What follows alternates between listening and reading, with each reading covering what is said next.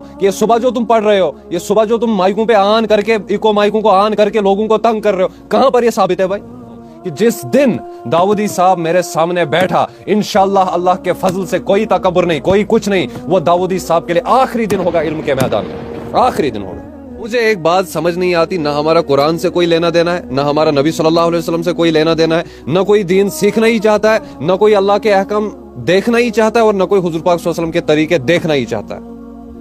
بھائی صبح تم مائکوں پہ سحری سے پہلے جو ہے نعت بھی پڑھ رہے ہو، یا اور کچھ بھی الگ الگ جگہوں پہ الگ الگ اذکار کرنے آتے ہیں، آپ مجھے بولو یہ کس قرآن کی آیت اور کس حدیث سے ثابت ہے؟ ہمیں بھی دکھاؤ، ہم بھی پڑھیں گے۔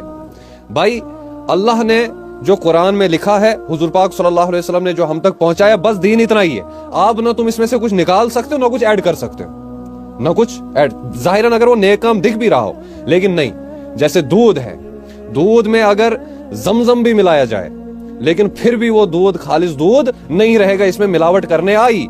تو یہی دین ہے، کتنا بھی نیک عمل ظاہراً باہر سے دکھتا بھی ہو، لیکن وہ خالص دین پھر نہیں رہے گا، اس میں بدعت شامل ہو جائے گا۔ سب مانتے ہیں کہ صبح جو ہے یہ نعت، سحری کے ٹائم پہ یہ نعت پڑھنا، اور یہ بالکل شریعت سے خلاف ہے، بالکل اس کا دین میں کوئی لینا دینا نہیں ہے۔ بھائی اگر اس سے کوئی بھی فائدہ ہوتا تو حضور پاک صلی اللہ علیہ وسلم ہمیں بتانا بھول گئے، یا اللہ رب العزت ہمیں حکم دینا بھول گئے؟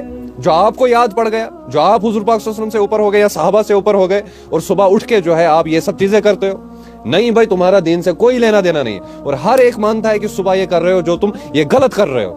لیکن ایک مشرکوں کا ٹولہ یہاں پر ہے، داؤدی ٹولہ، جس نے جو ہے یہ قسم کھا کے رکھی ہے کہ محمد رسول اللہ صلی اللہ علیہ وسلم کے دین کا جنازہ اڑانا ہی اڑانا ہے۔ لیکن آج میں بھی یہاں پر کہتا ہوں کہ جس دن داؤدی صاحب میرے سامنے بیٹھا، انشاءاللہ اللہ کے فضل سے کوئی تکبر نہیں، کوئی کچھ نہیں، وہ داؤدی صاحب کے لیے آخری دن ہوگا علم کے میدان میں، آخری دن ہوگا۔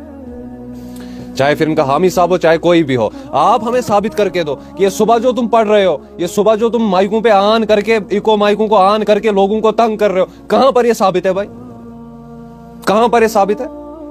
اگر ہے تو سامنے بات کرو، داؤدی صاحب آ جائے نا ایک بار ہمارے سامنے بات کرے، 1 on 1 اس ٹیبل پر ہم بات کریں گے۔ اس دن اگر آپ کے علم کا جنازہ ہم نے پورے جموں کشمیر میں نہیں اٹھا دیا، ہمارا نام آپ بدل دینا انشاءاللہ۔ دیکھو بھائی، لا الہ الا اللہ محمد رسول اللہ صلی اللہ علیہ وسلم ہمیں سکھاتا ہی یہی ہے کہ لا الہ الا اللہ، جتنے بھی اللہ رب العزت کے احکام ہیں ان کو پورا کرنا ہے۔ بھائی کیسے پورا کرنا ہے؟ محمد الرسول اللہ صلی اللہ علیہ وسلم نے جو ہمیں سکھایا ہے اسی طریقے پہ ہم نے پورا کرنا ہے، بس تیسری چیز کوئی نہیں۔